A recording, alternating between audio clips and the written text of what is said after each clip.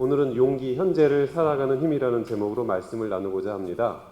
하나님과 사단 사이의 전쟁은 사실 무엇을 두고 하는 전쟁인지 아시죠? 마음을 가운데 두고 하는 전쟁입니다. 마음, 그 기억, 그것이 바로 우리의 DNA가 되고 세포가 되고 우리의 성격이 되고 믿음이 되기 때문에 그것을 사이에 두고 전쟁이 벌어지는 것이죠. 여러분들 각자의 기억을 여쭙습니다. 지금 생각해 보세요. 예수님에 대한 어떤 기억이 어떻습니까? 따뜻하고 좋습니까? 아니면 조금 어색하거나 딱딱하거나 차가운 느낌이 드십니까? 그것이 바로 우리의 믿음의 상태이거든요. 우리가 좋은 믿음을 이렇게 기억을 가지고 있다 할지라도 그것이 실제 생활로 이렇게 실현되는 데 있어서는 좀 다른 단계의 것이 필요한데 그것이 오늘 말씀드린 용기라는 것입니다. 에베소서 말씀이 이렇게 되어 있습니다. 너희가 그 은혜를 인하여 믿음으로 말미암아 구원을 얻었나니 이것이 너희에게서 난 것이 아니요 하나님의 선물이라. 행위에서 난 것이 아닌 이는 누구든지 자랑치 못하게 함이라. 저도 이런 은혜를 겪었던 경험이 있습니다. 제가 이제 운이 좋게 중학교를 아주 우수한 성적으로 들어가서 서울삼류 중학교를 잘 다니고 있었어요. 그리고 이제 선생님 말을 잘 듣다 보니까 고등학교 1학년이 되었을 때에 1, 2, 3, 4, 사춘기가 왔어요. 그래서 이제 그때 비틀즈 음악을 좋아하고 이제 바지에 약간 다른 색상의 이렇게 것을 넣기도 하면서 학교를 이제 다녔는데요. 그러다가 이제 시험 기간이 다가왔어요. 중간고사 시험 기간이었죠. 근데 어머니 아버지께서 저를 위해서 열심히 하신다를 알고 있었기 때문에 부모님께 실망을 시켜드리고 싶지는 않았어요. 그래서 그 다음날 기술 시험이었는데요. 제가 다른 과목을 공부하고 기술 시험은 이제 준비를 거의 하지 않은 상태에서 아침 일찍 일어나 2시간 동안 열심히 하면 이제 어느 정도 시험은 볼만한 정도는 되겠다 싶어서 잠을 잤는데 제가 지금도 조금 마른 것 같이 보이지만 많이 찐 상태고요. 그때는 정말 말랐거든요. 마르고 몸이 약하다고 생각한 우리 어머니께서 딱한 막내 아들을 잠자는 것을 보고 깨워주지 않으셨어요. 그래서 아침에 일어났더니 학교에 갈 시간인 거죠. 시험은 봐야 되고. 어젯밤에 올 때보다 더 땀이 뻘뻘뻘 났던 것 같아요. 그래서 이제 학교 시험 시간에 앉아서 시험을 봐야 하는데 다행히도 이제 둘이 이렇게 앉아 있다가 시험 기간 책상을 하나씩만 쫙 놓도록 바꿉니다. 그런 거 기억하시는지 모르겠어요. 그리고 정말 이런 용어를 쓰면 좀 그렇긴 한 은혜로 제가 맨 오른쪽 맨 뒤쪽 구석에 제 책상이 어떻게 있게 되었어요.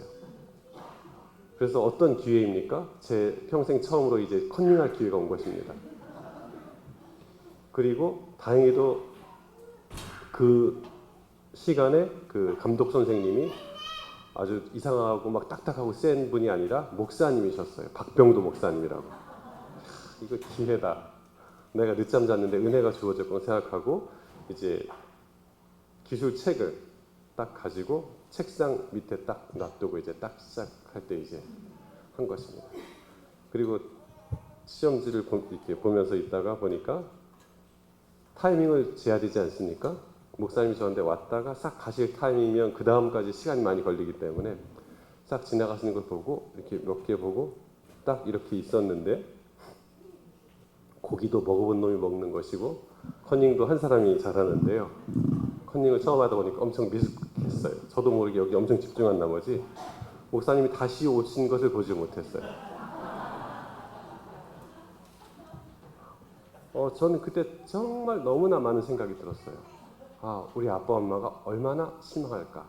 내 인생은 끝이구나. 이런 생각이 들었는데 목사님께서 저를 딱 보시고는 제가 아까 뭐라고 말씀드렸죠? 제 바지에 이렇게 다른 천을 해서 약간 그렇게 날라리 이상한 것처럼 하고 있었는데 분명히 제가 컨닝하고 보셨는데 다시 기술책을 꺼냈다가 넣는 걸 다 보셨는데도 제 바지 쪽을 만지면서 바지가 좀 뭐 묻은 것 같아. 그리고는 지나가셨어요. 저는 그 사건이 제 인생을 바꿨다고 생각합니다. 그렇게 한번 용서를 받고 어제 말씀드린 것처럼 제가 이 어머니와 관련된 설교를 그 다음 주 정도에 들었고요. 그리고는 내가 받은 은혜에 대해 생각하게 되었어요. 그래서 혹시 여러분 살아가시다가 누군가가 잘못한 것을 보거든 또 누가 나에게 피해를 주거든 제게 있어서 이 목사님은 누구죠? 영웅이고 은인이거든요. 다른 사람에게 은인이 될 수 있는 기회가 왔다라고 생각하시면 됩니다. 내가 누군가의 잘못을 보았을 때 용서할 수 있는 기회라는 것은 어마어마하지 않습니까? 그렇게 제가 은혜를 받고 그때부터 정말 다른 삶을 살아야겠구나라는 생각을 좀 더 강하게 갖게 되었어요. 내가 어떤 삶을 살 것인가의 많은 갈등 속에서 그렇게 은혜를 받았을 때 나에게 주어진 삶이 어떤 삶인가, 어떻게 살아야 될 것인가를 생각하게 되었어요. 그래서 말씀드린 것처럼 우리가 많은 좋은 기억, 은혜 받은 기억, 주님을 향한 따뜻한 기억과 확신이 있을지라도 실제 우리가 살아가는 것은 조금 다릅니다. 바로 이거죠. 믿음이 없이는 기쁘시게 못하나니 하나님께 나아가는 자는 반드시 그가 계신 것과 또한 그가 자기를 찾는 자들에게 상 주시는 이심을 믿어야 할지니라. 이것을 믿고 결단해야 됩니다. 아시죠? 우리가 비슷한 믿음을 가지고 있는 것 같아도 실제 우리 삶으로 구현되는 것이 다른데요. 저에게는 이렇게 두 아들이 있습니다. 이 아이가 지금은 이제 제대한 지가 조금 됐지만 군에 있을 때 미국에서 온 작은 아이가 저랑 같이 면회 가서 찍은 사진이거든요. 이 아이는 미국의 제일 왼쪽 제일 위에 있는 워싱턴주에 있는 시애틀에서 살아요. 제가 이 아이한테 갈 때 뭘 가져갈까요, 여러분? 예, 모두가 좋아하는 이걸 가져가죠. 그 나라에서는 이제 우리나라 돈을 쓸 수 없으니까 한국 돈을 이렇게 바꿔서 가져갑니다. 그리고 이걸 보여드렸어요. 이걸 가져갑니다. 이렇게 많이 가져가지 못하고요. 가져갑니다. 그러면 우리 아이가 쓰는 이제 은행이 체이스뱅크거든요. 여기에 가서 돈을 넣고 그 다음에 그 뱅크 카드를 가지고 아이랑 생활하다가 한 제가 4박 5일, 3박 4일, 뭐 길면 5박 6일 정도 있다가 돌아옵니다. 이 카드를 가지고 이제 아이랑 같이 저녁을 먹으러 갑니다. 미국에서는 이곳이 유명합니다. 치즈케이크 팩토리라고 해서요. 이런 음식들이 나옵니다. 저는 별로 좋아하진 않지만 아이는 좋아하기 때문에 같이 따라갑니다. 미국 식당들은 왜 이렇게 다들 어두운지 모르겠어요. 어두컴컴해가지고 하여튼 맛있게 먹습니다. 다 먹고 나면 어떻게 하죠, 여러분? 돈을 내야죠. 누가 낼까요? 제가 안 냅니다. 왜냐면 저는 카드가 없으니까요. 우리 아들 통장에 있는 이 카드로 우리 아들이 딱 계산해 줍니다. 그럼 저는 어떻게 하죠? 고마워, 잘 먹었어, 아들. 얘기했어요. 그때 우리 아들이 저한테 뭐라고 얘기했는지 아세요? 예, 이 아들이 저한테 얘기했습니다. 아니에요, 아빠. 다 아빠 돈인걸요. 이 얘기를 듣고 저는 엄청 놀랐어요. 우리 아들은 자기 통장에 있는 모든 돈이 다 아빠가 준 거라는 걸 알고 있구나. 근데 나는 왜 내 통장에 있는 돈이 내 돈이라고 생각하고 살았지? 내가 가진 것들, 내 소유 명의로 된 것들이 우리 아들은 다 아빠가 준 거라고 생각하고 있는데 나는 왜 아버지가 준 거라고 생각하지 못하면서 근심하고 염려하고 조바심을 내고 살았을까?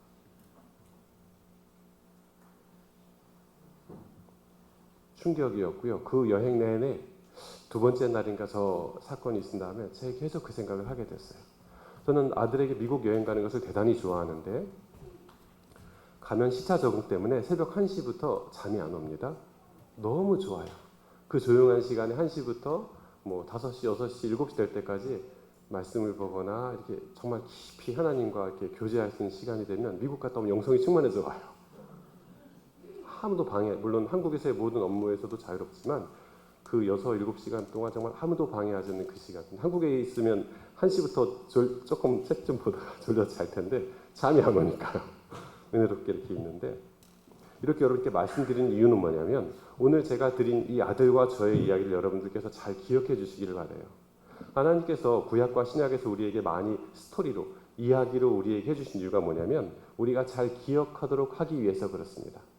말씀 그 자체가 아무리 논리적이고 정연하고 또렷하고 분명하다 할지라도 우리의 뇌에는 그것을 잘 기억하지 못하도록 되어 있어요. 어떤 하나의 이야기, 스토리, 플롯이 구성되어 있어가지고 그런 것을 할 때는 우리가 아주 잘 기억하게 되어 있기 때문에 신약과 구약에 많은 이야기가 있고 저도 이 이야기를 여러분께 드리는 것이거든요. 혹시 여러분 콩쥐팥쥐 이야기 아세요? 누가 여러분께 여쭤보면 쭉 설명하실 수 있겠어요? 왜 두꺼비가 등장하고 항아리가 등장하고 항아리에 깨진 것이 있고 두꺼비 거기에 등을 대고 있는지 아시겠어요? 여러분 다 아시죠? 어떻게 그걸 기억하세요? 천재도 아닌데? 이건 이야기이기 때문에 그렇거든요. 그래서 우리가 다른 사람들의 이야기를 전해 듣는 것도 그때 변호사라는 사람이 와서 아들 카드에 대한 이야기를 했었지. 맞아. 그럼 내 카드에 있는 돈, 내 통장에 있는 돈 누구 거지? 하나님 거야. 아버지가 다 주신 거고 채워주실 거니까 내가 괜히 사단에 속아서 이렇게 스트레스 받고 염려받고 괜히 짜증나가지고 내 남편 괴롭히고 그렇게 하지 말자. 결심하실 수 있으시겠죠? 감사합니다. 그런 거죠. 오로지 이거예요. 이 다윗과 사울의 차이도 이거 하나입니다. 정말 불안하고 힘들고 여러 가지 염려가 있을 때에 이들이 어떻게 반응하는가. 여러분 아시는 바와 같이 다윗과 사울은 둘 다 똑같이 하나님께 은혜를 받고 그 은혜대로 택정받아서 왕이 된 사람들인데 그들이 어떤 불안한 상황, 자기 자신을 지켜야 될 상황이 왔을 때에 반응하는 이 둘의 태도가, 이 용기가 이 둘의 인생을 완전히 다르게 만들었거든요. 실패한 인생과 성공한 인생으로 만든 것입니다. 다윗은 이와 같아요. 그 인생의 가장 큰 위기를 겪었을 때에 압살롬이 반란을 일으켰을 때가 다윗이 가장 큰 위기였습니다. 압살롬이 사무엘 하 15장에 압살롬의 반란에 대한 이야기가 나오는데요. 압살롬이 정탐을 이스라엘 모든 지파 가운데 보내서 압살롬이 헤브론에서 왕이 되었다라고 선포하라고 얘기합니다. 이때 아버지 다윗이 어떻게 얘기하냐면 다윗이 예루살렘에 있는 모든 신복들에게 이르기를 일어나 도망하자라고 말을 해요. 다윗은 평생 싸워온 전쟁터에서 아주 뼈가 굵은 사람이기 때문에 압살롬 정도는 충분히 싸울 수 있는데 신복들에게 말하기를 일어나 도망하자라는 부끄러운 말을 해요. 왜 이렇게 말을 하냐면 잠시 뒤에 말씀을 드리겠지만 다윗은 압살롬의 이 반란이 자기 때문에 일어났다는 사실을 분명히 알았고요. 이 모든 책임이 자기 자신의 죄 때문이라는 것을 명확히 알았기 때문에 이 어떤 상황에 대해서 항거하고 싶지 않았어요. 그래서 사무엘 하 15장입니다. 사무엘 하 15장입니다. 다윗이 14절에 보면 신하들에게 도망하자라고 말을 해요. 그리고 두 번째 사무엘 하 15장 19절에 보면 다윗이 성을 떠나서 도망할 때에 가드 사람 이때가 그 동료 600명과 함께 다윗 앞을 지나면서 시위합니다. 예루살렘 성을 떠나는 거죠. 그때 다윗 왕이 이때에게 말을 해요. 너는 왜 같이 가니?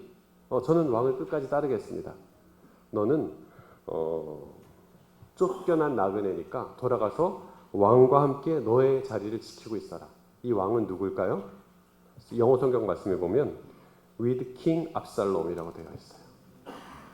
아니 여러분 말도 안 되죠. 우리가 그쪽과 싸워야 되는데 다윗은 만약 사울 같았으면 어찌하든지 군사를 더 확보하려고 했을 텐데 다윗은 그렇게 하지 않습니다. 너는 너의 자리를 지켜라. 이건 누가 책임질 일이다? 네가 싸워서 네가 피를 흘릴 일이 아니고 내가 책임질 일이다. 내 잘못이다. 너는 돌아가라고 얘기합니다. 그리고 세 번째, 백성들이 아주 정말 이렇게 사기가 오를 만한 일이 벌어져요. 예루살렘에서 뭐가 나옵니까? 사독 제사장이 궤를 메고 나오는 거예요. 그러면 승기는 누구한테 있는 거예요? 이제 우리 쪽에 있는 거죠. 이스라엘은 종교 국가이기 때문에 궤가 있는 것이 이기게 되어 있습니다. 그때 다윗은 다시 제사장에게 말합니다. 하나님의 궤를 성읍으로 도로 메어가라. 그리고 이렇게 말합니다. 도무지 사울 왕으로서는 그리고 내 자신만을 염려하는 우리 자신으로서는 말하기 어려운 말을 다윗이 합니다. 만일 내가 여호와 앞에서 은혜를 입으면 도로 나를 인도하사 나에게 그 궤와 그 계신들을 보이시겠지만 만약에 하나님께서 말씀하시기를 내가 너를 기뻐하지 아니한다 라고 하시면 나는 이렇게 말할 거야. 종이 여기 있사오니 선히 여기시는 대로 내게 행하시옵소서 하리라. 이게 바로 다윗이 위대한 점이고 용기를 가지고 있는 사람이며 바로 하나님이 이렇게 표현하신 유일한 이유라고 보여집니다. 사도행전에 보면 이렇게 되어 있죠. 하나님께서 말씀하시기를 이새 아들 다윗에 대해서 내 마음에 합한 사람이다. 그가 내 뜻을 다 이루게 하리라 하시더니 하나님이 약속하신 대로 이 사람의 씨에서 이스라엘을 위하여 구주를 세우셨으니 곧 예수라라는 말이 나와요. 우리가 정말 하나님 마음에 합한 사람이 되기 위해선 이런 용기가 필요합니다. 저는 몇 년 전에 이 사건을 좀 진행한 적이 있어요. 광노현 서울시 교육감 사건을 변호인으로서 진행한 적이 있는데 어느 신문 기사에서 이렇게 얘기를 했어요. 이 교육감님이 이렇게 얘기합니다. 약속이 없는 상황에서 뭐 대가라는 게 있을까요? 쭉 얘기하면서 난 하나님도 칭찬하실 사람이라고 헤럴드 경제에서 얘기했어요. 많은 사람들은 비난을 하겠죠. 아니 죄 지은 사람이 무슨 하나님이 너를 칭찬해? 한번 볼까요? 이 사건이 어떤 사건인지 잠깐 보겠습니다. 이 당시에 그 서울시 교육감 선거가 있었는데 진보 진영에서 이제 후보 뭐라 그럴까 단일화라고 표현하죠. 그런 게 있었어요. 곽 교수님 법대 교수님이고 무슨 교수님 한국체대 교수님인데 두 사람이 서로 교육감 선거 후보 단일화 협상을 시작했어요. 그랬는데 직접 당사자들이 하지 않고 아시겠지만 각각의 대리인들이 이 협상을 시작한 것입니다. 곽 교수 측의 대리인과 박 교수 측의 대리인이 서로 후보 단일화 협상을 해서 박 교수가 이렇게 사퇴하기로 하고 이제 단 한 명만 이제 진보 진영의 교육감 후보로 남기로 했습니다. 이 공직선거법을 보시면 이렇게 되어 있어요. 선거와 관련된 모든 비용을 뭐 10억을 썼든 20억을 썼든 대통령 선거 같으면 뭐 100억 이상을 썼든지 간에 득표를 15% 이상 했으면 전액을 다 보전하도록 되어 있고 득표를 하지 못하면 그동안에 많이 쓴 것들 다 어떻게 돼요? 내 혼자 이제 짐을 지게 되어 있어요. 이 선거운동을 시작할 때는 유세 차량을 빌리고 플래카드를 만들고 하기 때문에 많은 돈이 들어갑니다. 그래서 이제 어떤 후보가 그 한국체대 교수가 꽤 많은 돈을 이제 부담하고 있던 상태였는데 중간에 사퇴를 했지 않습니까? 그러니까 비용 보전에 대한 문제가 있어요. 그리고 공직선거법엔 이런 규정이 있습니다. 후보자 매수증 15% 이상 득표하면 비용 전액을 보전하고 그 다음에 후보자 매수죄는 상대 후보의 사퇴를 조건으로 해서 돈을 지급해서 물론 아쉬워하면 이 후보자를 매수하는 것이기 때문에 처벌받게 됩니다. 그리고 특이한 조항이 하나 있는데 이것이 뭐냐면 사후 매수죄예요. 사퇴 후에 돈을 지급한 행위를 처벌받도록 그렇게 되어 있어요. 약속을 전제로 하는 것인데요. 그 다음 이런 일이 벌어집니다. 박 교수 측 대리인이 어려움을 호소하니까 이 협상 과정에서 이 곽 교수 측에서 우리가 당선되면 뭐 가만히 있겠어요? 이렇게 얘기하면서 비용을 보전해 주겠다고 약속을 해요. 그런데 이 얘기를 이 후보자에게는 전혀 보고를 하지 않았습니다. 이것이 재판 과정에서 드러난 팩트를 얘기하는 겁니다. 그리고 서울시 교육감이 당선되었고 이제 교육감으로서 열심히 일을 하고 계셨어요. 그랬는데 업무 수행 도중에 저 박 교수 측의 대리인이 그 비용을 달라고 요구를 하는 것입니다. 그러니까 중간에서 같이 협상했던 사람이 계속 무마하다가 드디어 한계에 이르고 이 후보자에게 알리게 되죠. 그래서 여러분 같으면 어떻게 하시겠습니까? 나는 전혀 몰랐는데 내 밑에서 실무 협상했던 사람들이 옛날에 당선되고 나서 내가 열심히 일을 하고 있는데 옛날에 그런 일이 있었대요. 비용 보전하기로 자기네가 약속한 적이 있대요. 여러분 어떻게 하시겠어요? 그리고 그 사람이 그 비용 보전을 못 해가지고 대학 교수가 파산을 해가지고 학교에서도 쫓겨날 상황이라고까지 얘기해요. 어떻게 하면 좋을까요? 안 됩니다. 라고 얘기를 딱 잘랐어요. 그런데 등장하는 아주 친하고 착한 교수가 있어요. 강땡땡 교수라고 하는 분이 야 노연아 왜? 그래도 우리가 하나님 믿는 사람인데 우리 일을 돕다가 교수가 파산까지 이르렀는데 가만히 있으면 되겠어? 그래도 내가 약속한 것도 없는데 나 지금 처음 들었는데 이렇게 거절을 했어요. 그랬는데 어쨌든 이런 얘기가 계속된 것입니다. 그래서 집에 와서 사모님과 상의를 하기 시작했어요.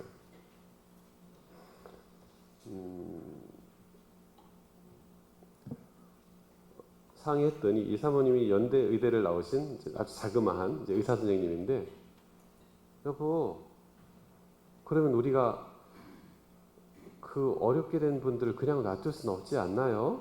얘기하다가 결국은 이분들이 그분이 파산이 되지 않도록 돈을 주기로 결정했어요. 그리고 돈을 주었어요.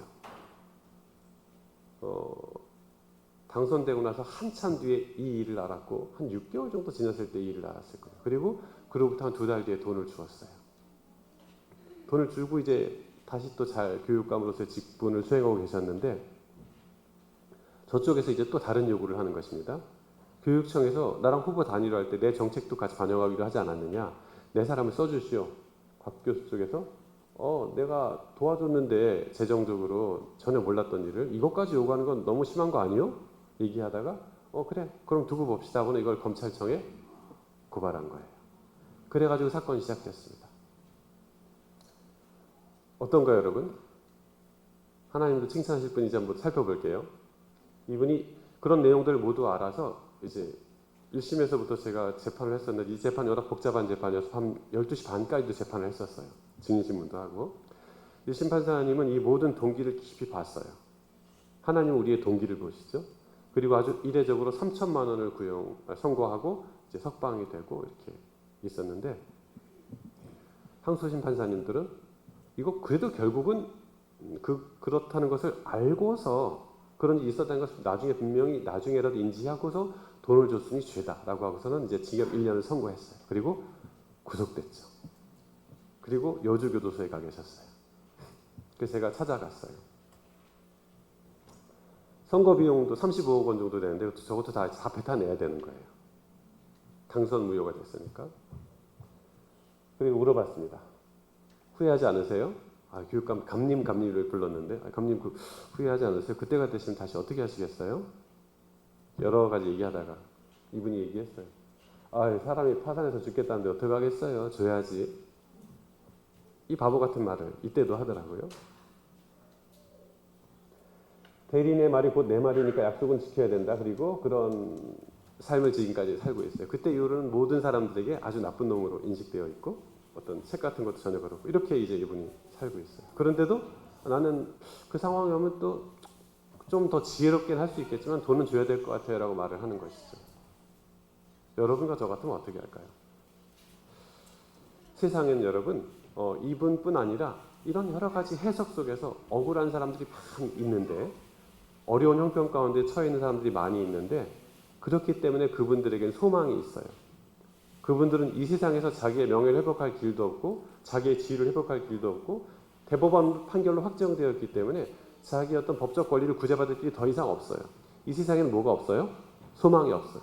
자기들의 유일한 소망은 그 다음 세계에만 있는 것이죠. 만약에 하나님이 저에게 또는 여러분들에게 정말 납득할 수 없는 아픔과 고난을 주시고 더 이상 회복할 수 없는 명예훼손을 다 퍼뜨려서 내가 어디 지나가면 나는 그를 모르지만 그들이 나를 아는 내 얼굴을 가지고 비난한다라고 했을 때에 그것이 우리에게 축복일까요? 저주일까요? 여러분? 이건 아무도 모릅니다. 이 세상에 살아가는 것들, 우리가 가지고 있는 재물이나 모든 것들이 어떤 의미인지 말씀드렸죠? 하나님의 관점에서 볼 땐 아무것도 아닐 수가 있거든요. 정말 이분을 포함해서 많은 고난을 받는 사람들은 그들의 유일한 소망이 하늘에만 있게 되는 그런 상황이 됩니다.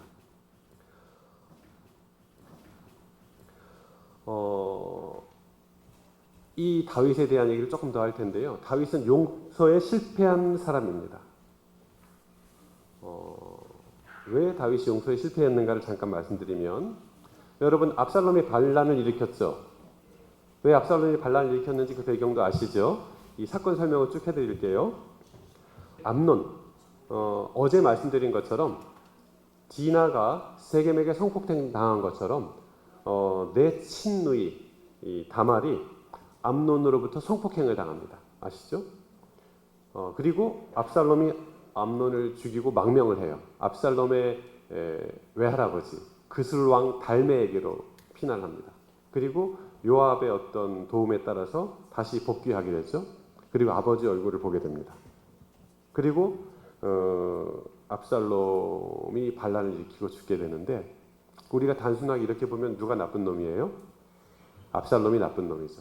그러나 성경의 시간의 흐름을 자세히 보시면 보실수록 누가 더 나쁜 놈인지 아실 수 있냐면 다윗이 정말 나쁜 놈이라는 걸 아실 수가 있어요. 암논이 누이를 성폭행하고 압살롬은 2년간 참았어요. 아버지가 정의를 구현해 주기를. 내 집에서 성폭행당한 그 여동생을 함께 살고 얘가 정말 공주같이 아름다웠던 그 아이가 성폭행 피해자로서 우울증 걸려서 인간답지 않게 살아가고 있는 모습을 2년 동안 지켜보면서 매일매일 그 울음소리를 들으면서 압살롬은 자기 아버지가 정의를 실현해 주기를 기다렸어요. 다윗이 했어요? 하지 않았어요? 하지 않았어요. 예, 감사합니다. 2년 걸렸어요. 그리고 압살롬이 망명했을 때 다윗은 이 아들을 찾지 않았어요. 무려 몇 년 동안? 3년 동안.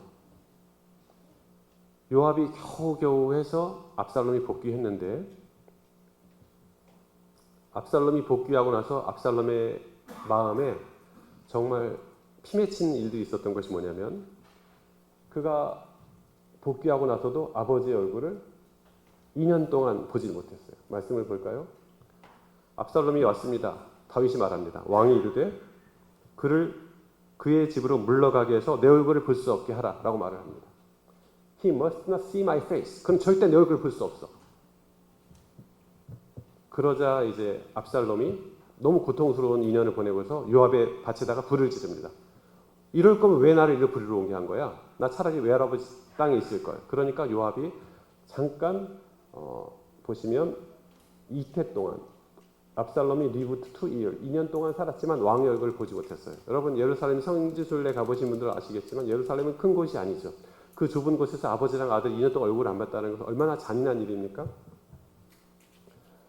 예, 2년이나 걸렸어요. 그리고 아버지 얼굴 잠깐 보고서 역시 특별한 화해 조치 없이 4년이 흘렀어요. 압살롬이 몇 년을 참은 것입니까? 2년, 3년, 2년, 4년, 11년 동안 압살롬이 참았어요. 이것을 다윗이 언제 알았어요? 압살롬이 반란을 일으켰을 때 비로소 다윗은 알았어요. 얘가 반란을 일으킨 것은 누구 책임이다? 내 책임이다. 그래서 여러분 다윗이 이 말을 한 것은 그가 압살롬이 자기 아들이기 때문에 그런 것이 아닙니다. 다윗이 전쟁에 나가는 요압과 아비새와 이때에게 젊은 압살롬을 너그러이 대우하라. 말도 안 되는 얘기를 하는 거죠. 싸우러 나가는 장수들에게 내 아들이니까 그렇게 하라. 이것이 아니라 이 전쟁은 누구 때문이다? 나 때문이다. 나는 그에게 사과할 일이 있고 그와 반드시 화해해야 될 것이다. 나는 그에게 용서받고 싶어. 그 아이를 죽이지 마. 그 아이가 죽기 전까지 나는 그와 화해할 거야. 그렇지만 다윗의 이 소원은 이루어졌나요? 이루어지지 않았죠. 그러니까 성경 그 어디에도 볼 수 없는 가장 큰 아버지의 슬픔과 눈물이 나옵니다. 압살롬 내 아들아 내 아들아 내가 너를 대신하여 죽었다면. 여러분 보세요. 암논이 죽었을 때 다윗이 이렇게 울었습니까? 그렇지 않아요. 이 아들은 누가 죽인 것입니까? 다윗 자신이 죽인 것입니다. 영원히 죽인 것입니다.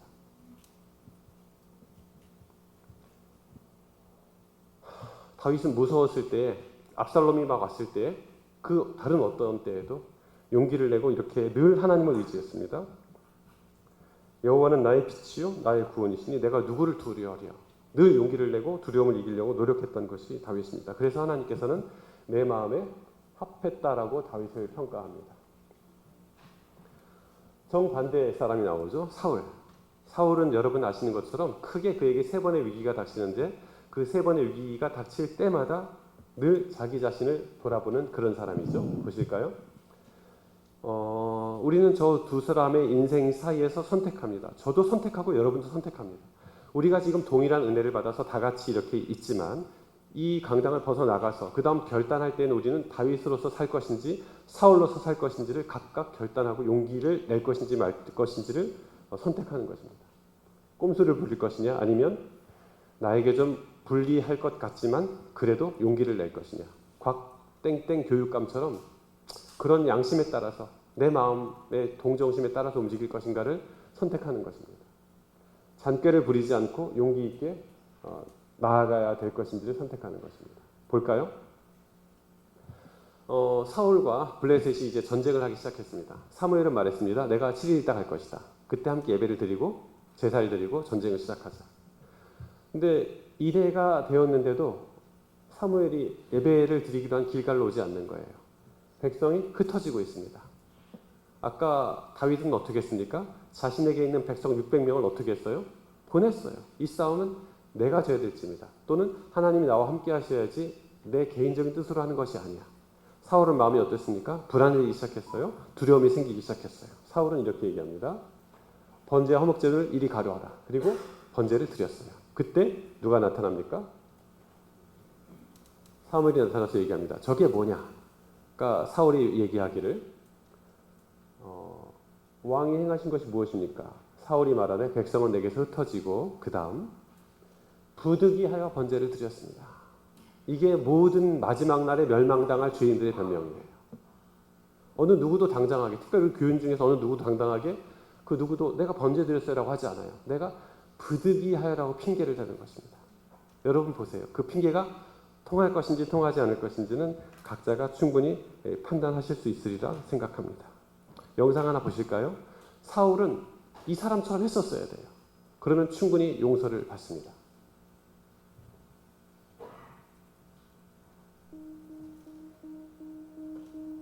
How's the plea, counsel? Your Honor, we would move to continue it for 6 to 8 weeks. No, excuse me. I plead guilty, Your Honor. Get in front of the mic. Excuse me. Your Honor, I'm guilty of what happened. You know, I take full responsibility, you know, due to the drugs and the alcohol. You know, I put myself in a bad space, but where I'm at now, I'm working to fix my life, man, so I could be a productive member of society. You know, if the court would have some mercy on me, I would appreciate it. What are you doing to turn your life around? I'm in sobriety. I'm in the Providence Center Road to Recovery. Okay, we have a letter from the Providence Center saying that indeed you are seeking help there and that you're doing pretty well from what I can read here. Mr. Taylor, we take the position, this court, Inspector Quinn has always recommended that we give everyone a chance, particularly those who express a strong desire to turn their lives around. We understand that some people, you know, have problems, and it's, the old saying is, it's not really a sin to get knocked down or a shame, but the sin is not getting back up. So you're making an attempt to get back up, and we want to help you in that pursuit. Right, and we applaud you and we encourage you and we'll be rooting for you as well. So we're going to give you an opportunity to come back. I'm going to continue with 6 weeks. You can show us that you're on that road. I'll dismiss it. Thank you, Your Honor. 여러분 용기가 나십니까? 넘어지는 것이 죄가 아니라 일어나는 것을 거부하는 것이 죄입니다. 그 이전에 저 사람처럼 말을 해야 됩니다. 제 책임입니다. 제가 잘못했습니다. 제가 많은 잘못을 저질렀습니다. 그렇지만 지금 좀 다른 삶을 살기 위해서 노력하려고 합니다. 그렇게 나아갈 때 하나님께서 어떻게 여러분을 거부하시겠어요? 그런 용기를 부끄럽지만 내는 저와 여러분 되시기를 간절히 바랍니다. 두 번째에서도 역시 사울은 실패했어요. 아말렉과의 전쟁에서 사울이 부분적으로 순종한 거 잘 알고 계시죠? 모든 좋은 것을 남기고 진멸하기를 즐겨하지 않고 가치 없고 하찮은 것을 진멸한 부분적 선택을 했어요.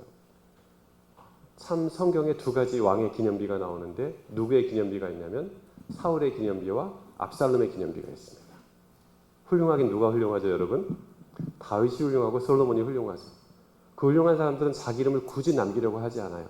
하나님께서 아시겠거니. 그리고 내가 사랑을 베푼 사람들의 마음 속에 나의 선행과 따뜻한 마음이 기억으로 남으면 그것으로 충분히 족한 것입니다.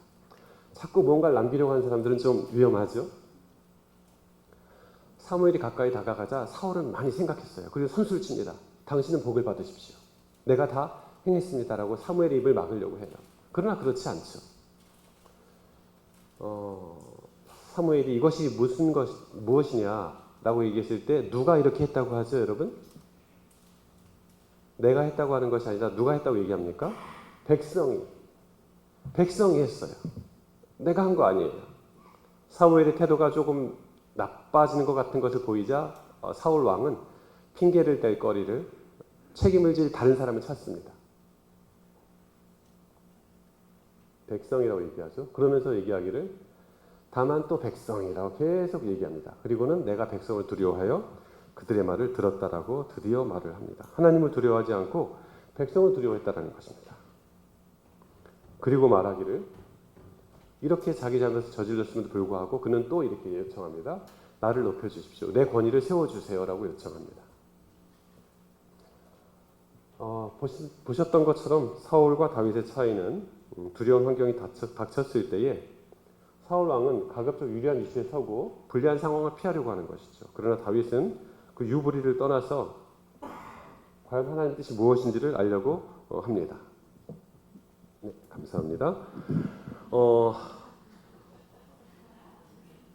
우리가 보통 어린이반에서 많이 이야기할 때 다윗의 용기 얘기하면 보통 뭘 많이 우리가 얘기하죠? 골리앗과의 전쟁. 그렇죠? 그 거인과 다윗과 골리앗의 싸움이라고 얘기하지만 여러분 이미 성숙한 신앙을 가지신 분들은 잘 아시겠지만 만약 거기서 다윗이 죽었다면 어때요?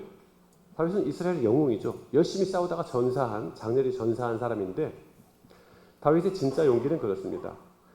내 주위 가까운 사람들, 사랑하는 사람들에게 폐를 끼치면서도 그들을 고통스럽게 하면서도 하나님의 뜻을 순종할 것인가입니다. 잘 아시는 것처럼 사무엘상 24장과 사무엘상 26장에 보면 다윗이 사울 왕을 죽일 수 있는 두 번의 기회가 주어집니다. 찌르기만 하면 어때요?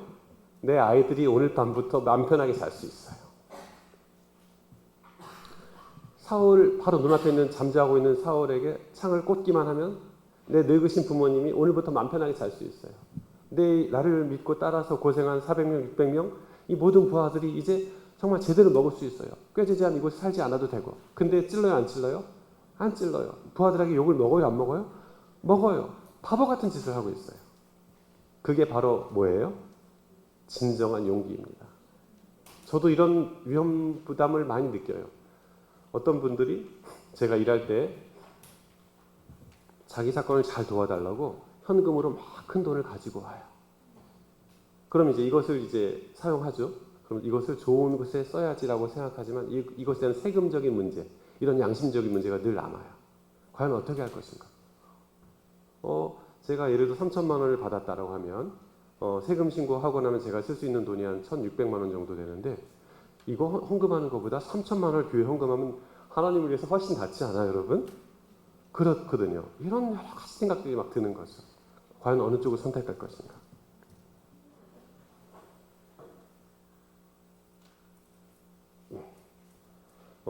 중국 고사 성어인데요. 절영지연이라는 그런 잔치가 있어요. 이건 뭐냐면 중국 초나라 시대에 장왕이 있었습니다. 이 장왕은 나라를 아주 넓히는데 크게 기여한 왕인데요.